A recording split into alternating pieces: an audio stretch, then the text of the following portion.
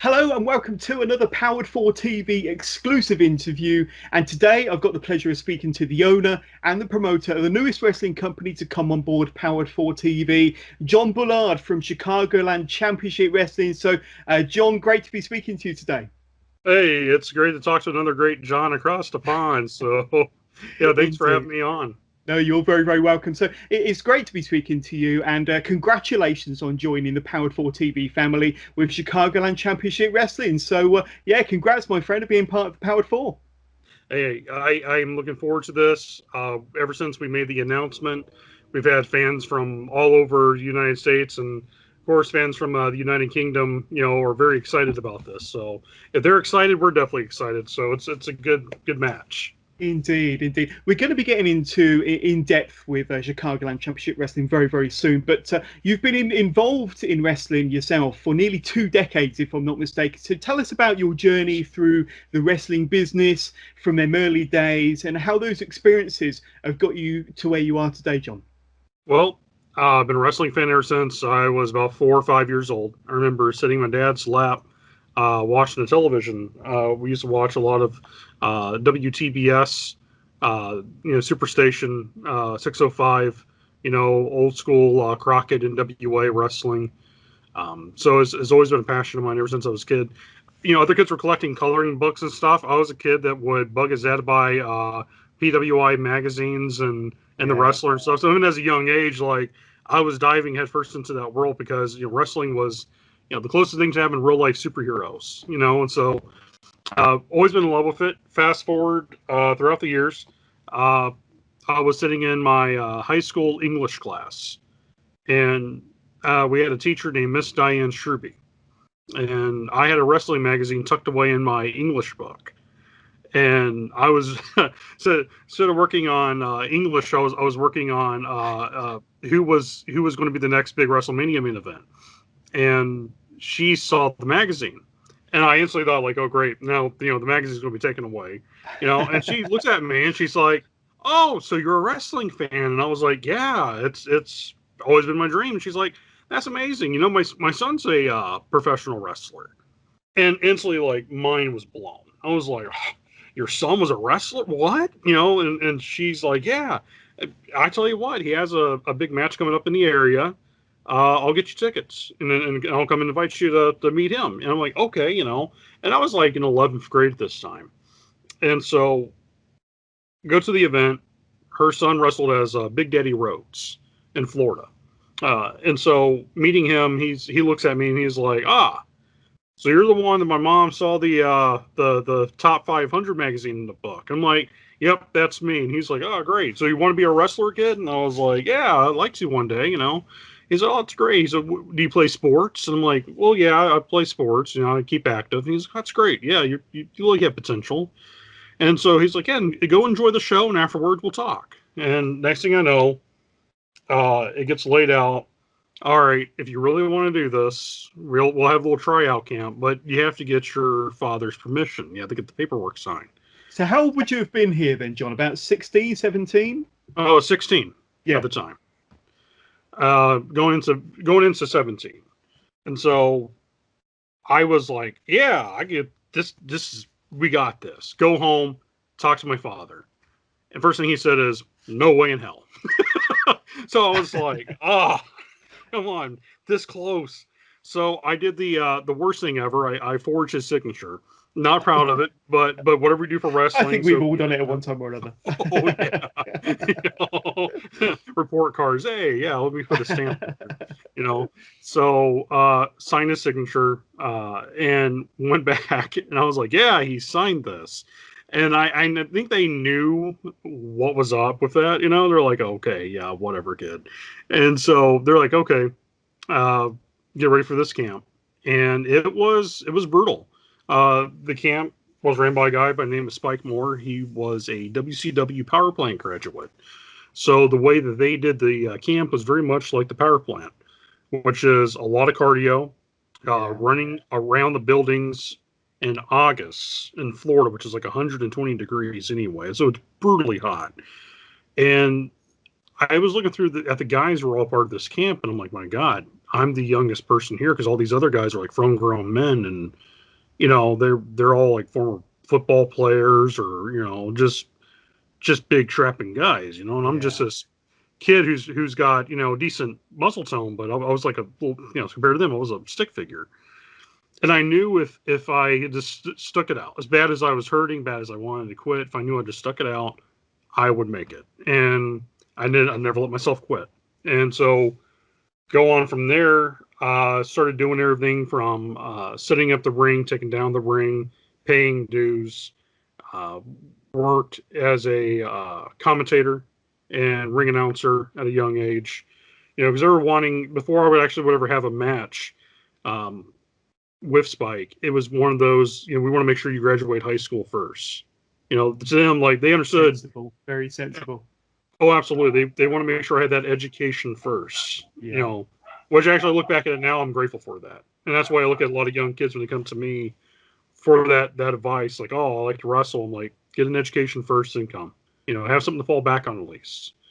So throughout the years, a little fast forward to what we're doing, I worked as a referee, a commentator, play-by-play announcer, been a professional wrestler, manager, booker, promoter, and I've also worked in television production. So wow. The reason why I've done all these different fields, I've learned from some of the older veterans. They always said, kid, if you're always thinking you're going to be a wrestler, you may not get a booking. But if you carry multiple suits and different outfits in that suitcase of yours, you might be kind of surprised how many jobs you can get. And that stood out with me. And so that's the advice I give a lot of guys. Okay, so you're not getting booked as a wrestler. Did you ask them if they have a referee spot open? Or was there a ring announcer spot? Like, just do whatever job you can get your foot in the door to do it. And that's always been my mentality. And I'm grateful for having that mentality because as a promoter now, definitely with Chicagoland Championship Wrestling, once you learn every one of those positions and the importance of those positions, you know that you want to hire the best of the best for that spot because you know how important every little aspect of what we do really makes a complete show. Indeed. So when did you get that initial idea to start your own promotion then, John? Well, I actually ran a company before Chicagoland. Back in 2011, I had a back injury in ring, and I really had to take a long time away from wrestling. So 2012, I created a company called Pro Wrestling Freedom. That was a very popular company in Kentucky and southeastern United States. And we ran from 2012 to 2014. Had very good success. We went from there to I took time away from the business. I was getting married, and I wanted to kind of focus on the family man lifestyle. Yeah. And I still enjoy the family man lifestyle, but wrestling is really it's been my calling in life. That's really the one thing I've always really loved doing. So to give you a backstory how Chicagoland formed, I moved to Chicago area, and a good friend of mine was learning to become a referee. His name was Christopher Martinez. He passed away sadly this year in 2020 due to cancer. But every day he would call me, and he's like, "Oh, you ever think about coming back to the business?" And I was like, "Yeah, right now I'm happy where I'm at. I'm just glad to be." Just enjoying the family life and the break away from the ring. And every day he would call me for advice. Every day, he wanted to watch, matches and have me critique stuff for him. So one day he called me and he said, "Hey, how would you like to referee a show? I need help. They need a referee. We could really use your expertise and knowledge on stuff to help out the young guys." And I don't know why, but it's fate. I sit back, I look at my wife, and I was like, well, they want me to referee. Now, before this, I've had offers before to become a booker for other companies. And I turned down every one of those job offers. For some reason for him, I was like, you know what? For you, I'll do it. If it's just one-off show, so be it. Well, sure enough. Went in there, refereed, had a great time. And got the itch for it. Yeah, the bug bit you again. Yeah, bad. In such a way, I'm like, Wasn't thinking this was going to happen, but it happened. And it was right after that time, actually, Chris started complaining about having back problems. And when he went in, he found out that he actually had tumors that was on his spinal cord. And so we went from, working as referees together to every day I would just check up on him, keep his spirits up. He has stage 4 cancer. And so we decided to start keeping his mind fresh with wrestling still, keep him active with stuff. We used to play a game called Guest Booker. And we would create a scenario, company, and all that, and kind of help him, show what he can do. And he had a very good mind for wrestling. And so the company that me and him created was called Chicagoland Championship Wrestling in our game. And we created the idea like, okay, well, what type of company will it be? Oh, what about an old school studio show? I'm like, hey, that's great. Studio wrestling. We haven't seen that in the Midwest in a very long time. And so we started working on it. And one day it finally dawned on me. I was wrestling at a show. My mother-in-law was at the show with us. And she brought me outside and she's like, you need to start running wrestling again because a lot of these promoters around here don't run proper shows. She's like, you need to start booking the right guys, the right talent, and bring back, the wrestling that best. And once again, it lit a fire under me. He's like, okay, my mother-in-law saying this to me, I got to do something right here. That was your green light. That was your go. Yeah. Because I look at my wife and I was like, all right, if your mom says this, you're good. So I called Chris. He was the first person I talked to about this outside my wife. And I was like, you know what? I kind of got the green light to go back and really full force run shows again. And Chris was happy as it can be about this announcement. And he was like, well, what are you going to call the company? And I was like, well, what do you think? We just run Chicagoland Championship Wrestling that me and you've been talking about. And every day we've been playing this game and we created this. And he was like, oh my God, that'd be great. So we go for literally about 2 years. And for 2 years, I started, instead of trying to announce a show and run a show, it was 2 years of scouting talent, working in locker rooms with guys, not letting them know what I had planned, but actually getting to know their real personalities, their work effort, what type of people that they were, and build a foundation of a company full of great workers and talent, but also good people that I would want to do business with that was actually worth having on roster that had the most key important word, integrity. And that's how we formed up Chicagoland Championship Wrestling. Indeed. And you were originally scheduled to have your first show in April this year, April the 4th, if I'm not mistaken. But then COVID-19 kicked in. Yes. And after all that planning and preparation, John, it must have been really heartbreaking, to have to postpone your first show, not knowing if and when you might see Chicagoland Championship Wrestling come to full fruition. Yeah, it was really tough because we put a lot of effort into getting the April show up and running. And it was within, a couple of weeks before the show. And I talked to the building owner that we were getting the hall from. And I was like, okay, I know COVID's being announced. What are we going to do? And they kind of broke it to me. They're like, well, we already talked to the city health inspector. And literally everything's going to be shut down. We're all going into lockdown. Similar to what's going on right now in the United Kingdom with you guys going into a full month of lockdowns. Yeah, that's what happened to us. So our lockdown didn't just go for a month; it went for 4 or 5 months. Yeah, and I kept the notion of, okay, so we have to cancel these events. It's not the end of the world. As long as everyone's healthy and we're being safe and being smart, that's a good thing. But what I would do is every day on Facebook, I would still plug away the company. Maybe not the show, but I would talk about how what the company's got their ideas for, the talent that we're looking at bringing in, the things that we want to do with our fans to give them not only a good night of wrestling, but a place that they feel like it's their own home for wrestling, and to build that fan base. And so we did that. October comes, and we decided, all right, everything's opening up. As long as we go by guidelines, be safe, we can do this. Now, the guidelines that we did, we check all of our staff, all of our wrestlers. We made sure their temps were taken care of. Their COVID-19 test information came back with negatives. You know, if someone was positive, I wouldn't book them. I would just tell them stay home. You know, or rather than be healthy and quarantine and instead of spreading it around to everybody else. We also did temperature checks on all of our fans coming in, every one of them. We provided masks to our fans.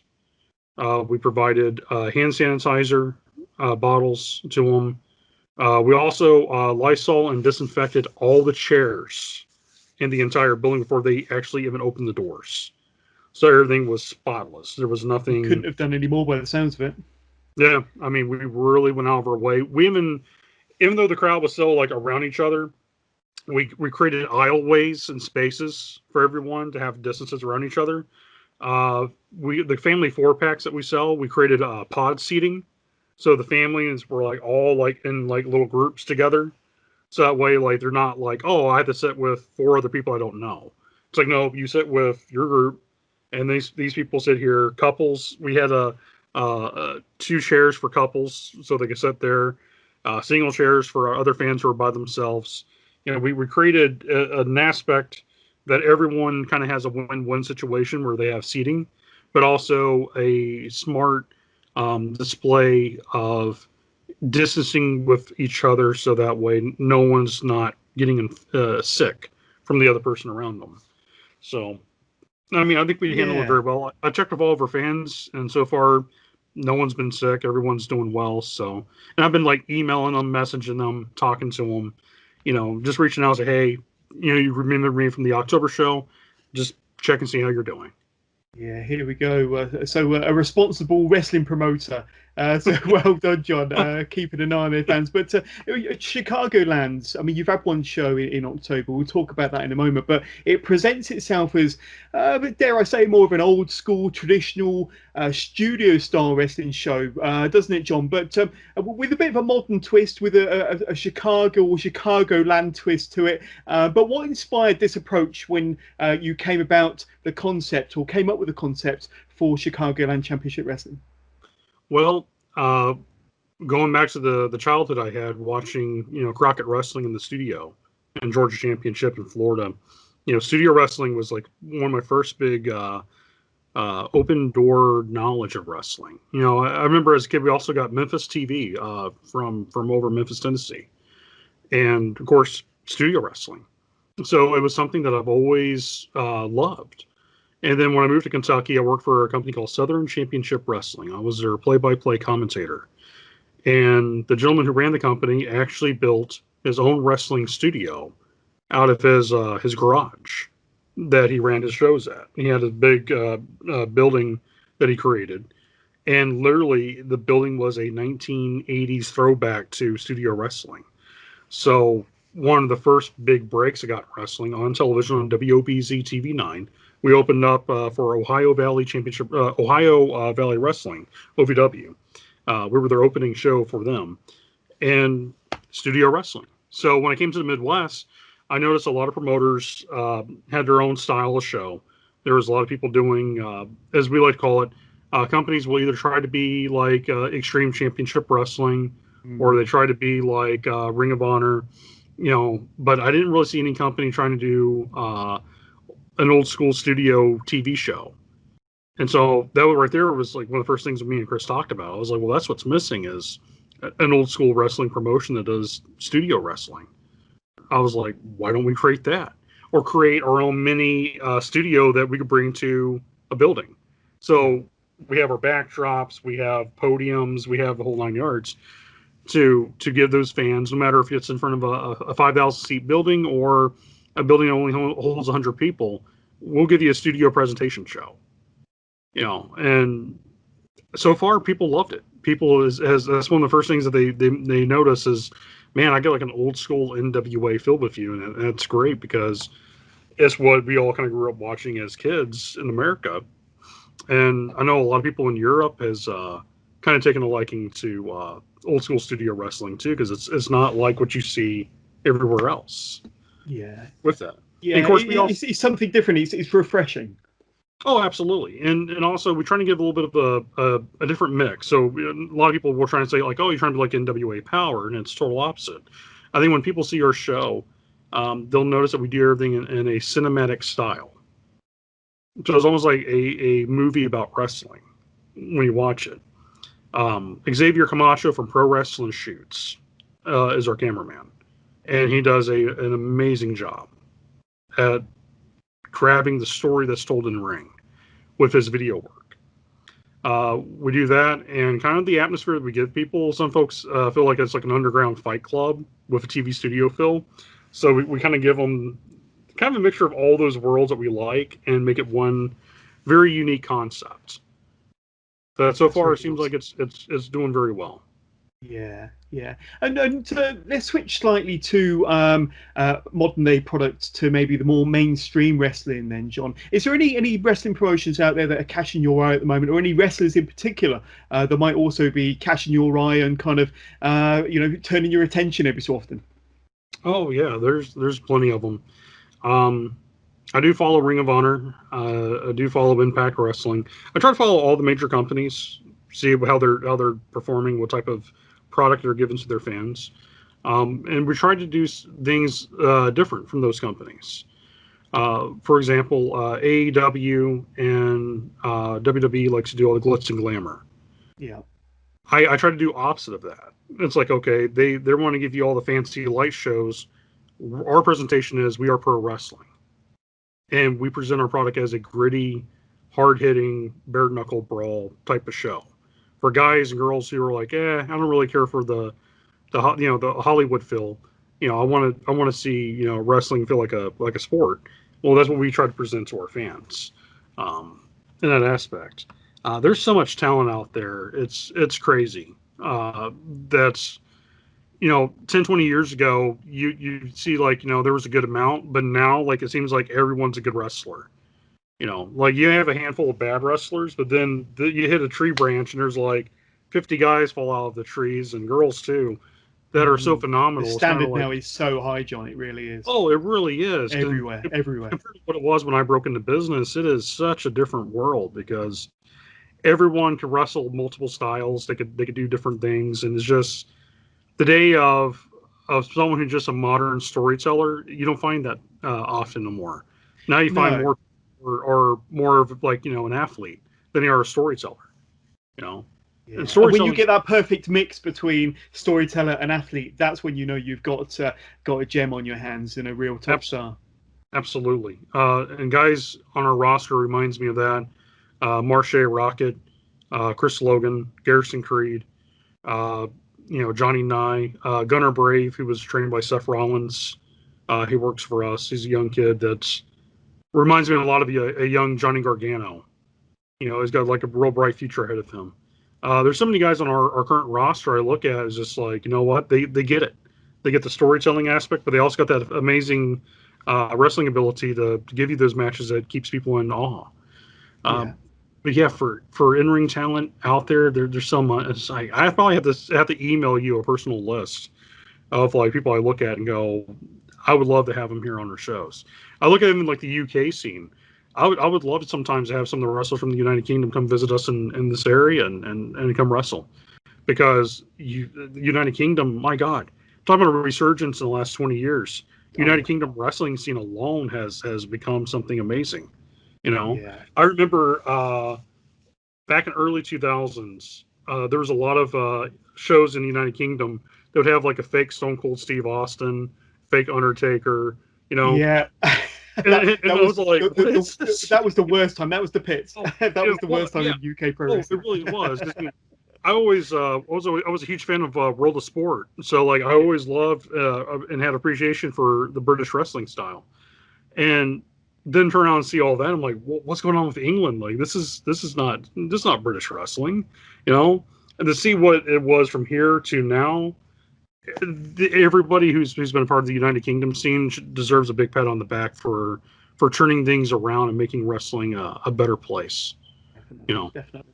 But let's talk about your first show then, because you did debut only last month, the 3rd of October, and it was a huge success. A stacked 8-match card, if I'm not mistaken, a triple threat main event as well, to crown your first ever Chicagoland Championship Wrestling heavyweight champion. Now, subscribers and viewers to Powered4 TV, John, will soon be able to see all of this great action on the main site, of course. But watching those 8 matches back and the reaction from the fans, and especially that main event, must have made all of the stress and the sleepless nights of setting up this this card and this first show, and of course the postponement of the April show must have made it all worthwhile to you, John.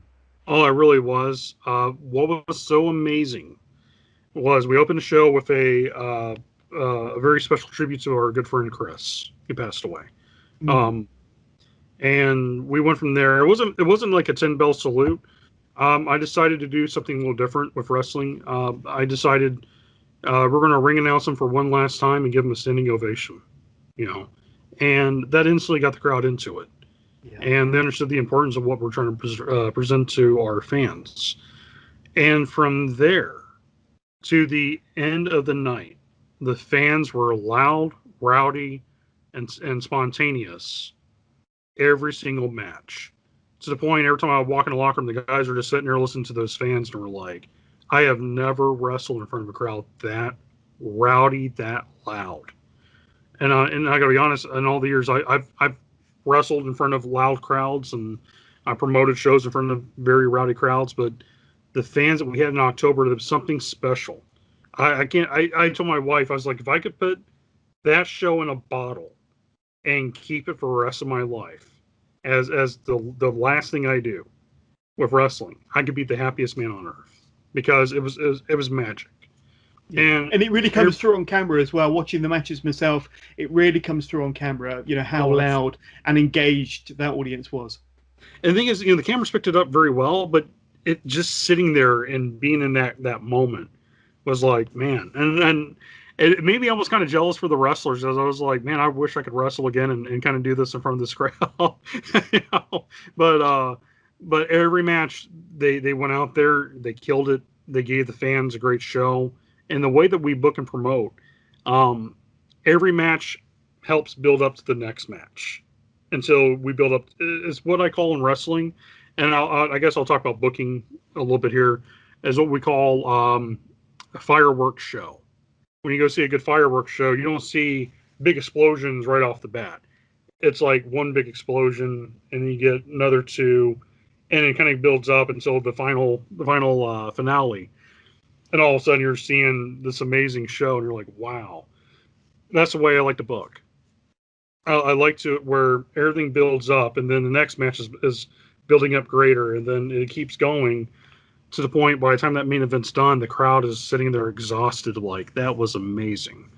And I feel like when fans will get to tune in to watch this show, definitely on Powered4 TV and in course of our other apps as well. But Powered4 is definitely our home for the fans here in the United Kingdom. Yeah. Thank you again for having us part of that network. I'm so excited. But I think when they see this show, they're going to see exactly what I'm talking about with that display of every match was helping build up to the next match. And it was like one hell of a roller coaster ride. Roller coasters usually has to go down. I feel like we just kept on going all the way up, and then we had to, we just finally just exploded. I know what you mean. I know what you mean. And another thing that really stands out with Chicagoland, and I'm sure you're going to tell me more about this, but it's their use of managers as well at ringside. Now, I grew up a fan of WWF and WCW back in the early 90s. You had the likes of Jimmy Hart, Bobby Heenan, Woman, Paul Ellering, Paulie Dangerously, of course. Now, traditional wrestling managers have not been as prevalent, or certainly within the mainstream wrestling business for over the last 20, 25 years. But you're bringing managers back to CCW, John. Oh, absolutely. As a person who was a wrestling manager myself, I've always felt the importance of managers. It shows definitely when you watch a lot of the larger companies, and someone stick a microphone in the guy's face and the guy can't talk, and you're like, oh, you're like that's bad. But in the brain, you're like, why don't they give him a manager? Why don't give him a good talker? And I'm seeing WWE's doing that very well now. Like.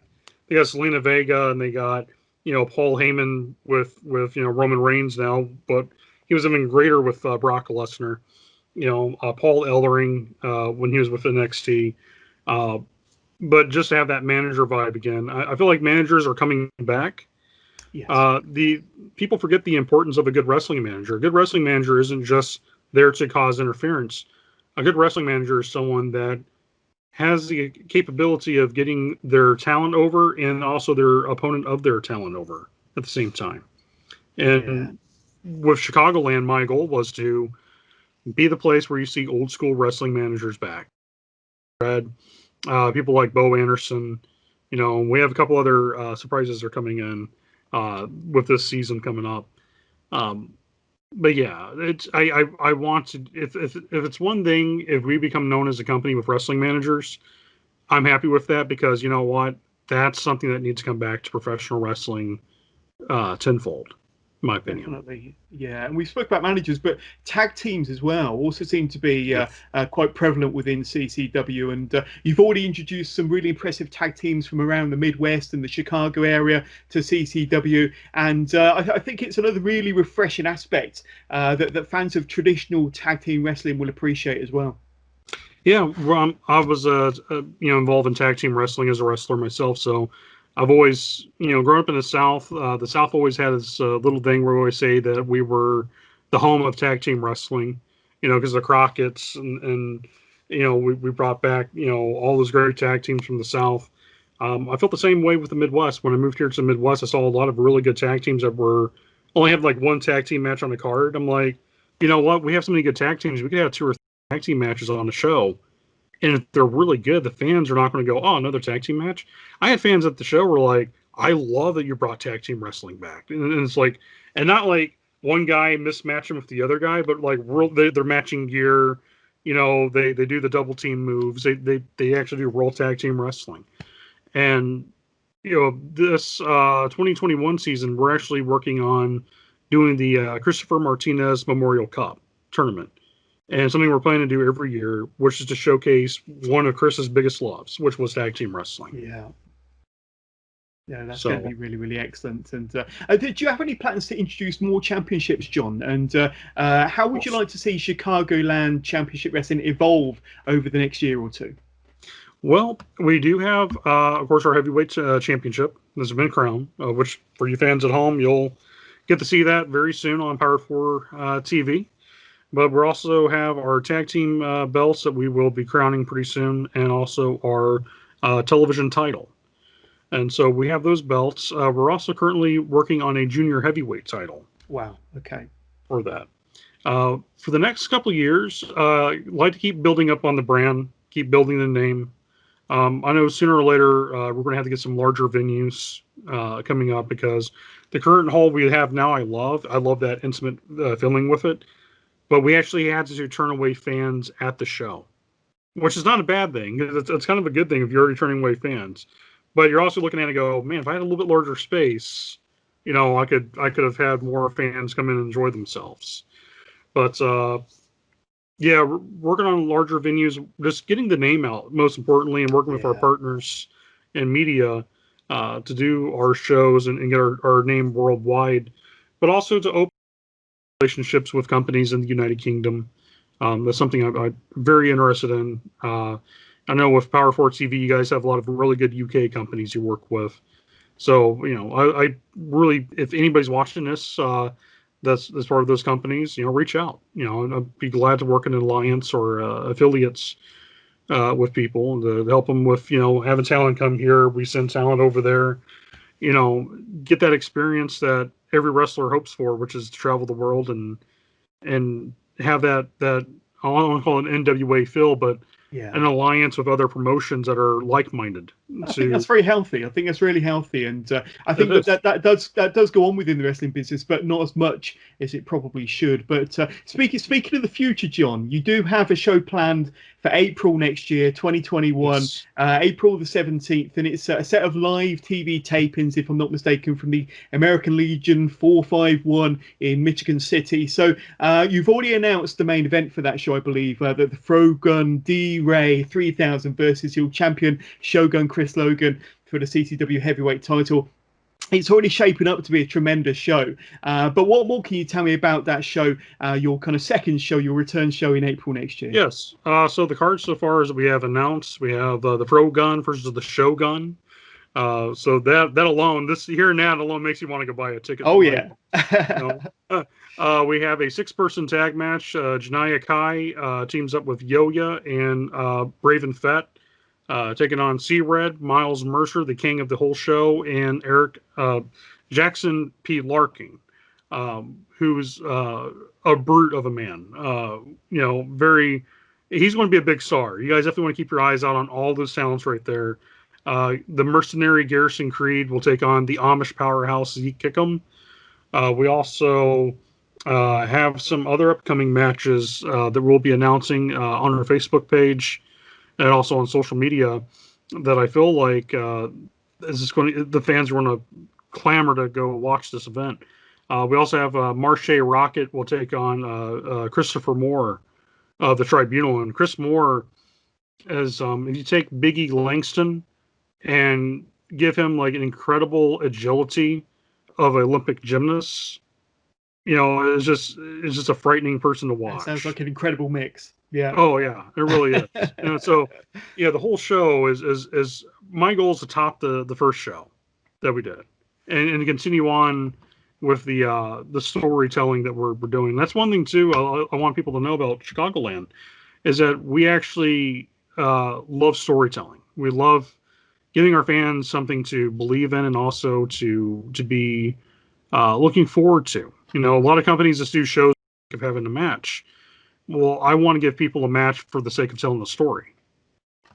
Yeah, well, I was going to ask you what Chicagoland's USP is, unique selling point, and you've pretty much summed it up there. But if you've got one final message for our Powered4 TV viewers and subscribers over here in the UK about CCW in particular, what would you tell them, and how would you like to get them to tune in to check out your promotion on Powered4.tv, John? Well, we definitely want you all to tune in, watch our show, have fun. If you enjoy old school wrestling with a modern twist, if you like cinematic style filming that makes you feel like you're in the action, it's funny. I'll watch those videos, and it's amazing when the referee's doing the count, and the camera's literally right on the referee, so you feel like you're right behind the referee, counting right along with them. And it's just the visual storytelling of the camera alone will make you feel like you're in the match. Give that the lights being dimmed and the light over the ring type of feel, the big fight atmosphere. For wrestling fans who miss big fight atmosphere, storytelling, good tag team wrestling, bigger than life villains, you know, baby faces that kick butt and take names. You know, we got to give fans that throwback of a show that, you know, won't insult their intelligence, you know, make them appreciate being a wrestling fan. And most importantly, give them something that actually cares about them as well. Because, you know, we try to be the most fan-friendly promotion we can. You know, we always reach out to our fans. We try to do special merchandise sales and deals for fans, so bang for their buck.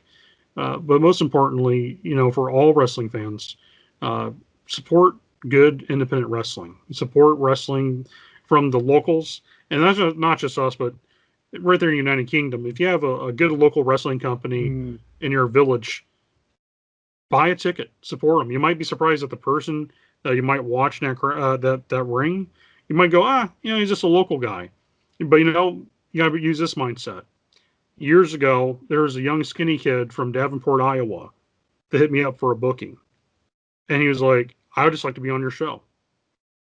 And that person actually happened to be Seth Rollins. This is way before he became well known. You know, and I look at a lot of the guys, you know, we had Chuck Taylor wrestle for us back in his younger days. And now he's on AEW. So you look at all these people that you go see on a local show, and then you turn around, now they're on national television. So that's the beauty of independent wrestling. You know, the stars of tomorrow are right there in front of you. Exactly. And I think Chicagoland Championship Wrestling is going to be a fantastic addition to Powered4 TV. Don't forget to check that out. It's going to be absolutely amazing. And I can attest to that personally. I've seen some of their action already. But John, before we let you go, this is an opportunity for you to throw out any social media plugs where we can find out more about Chicagoland on Twitter, Facebook, Instagram. I know you've got a website and merch as well. So tell us all about it. Yeah, our website is Chicagoland Championship Wrestling, all one word.com.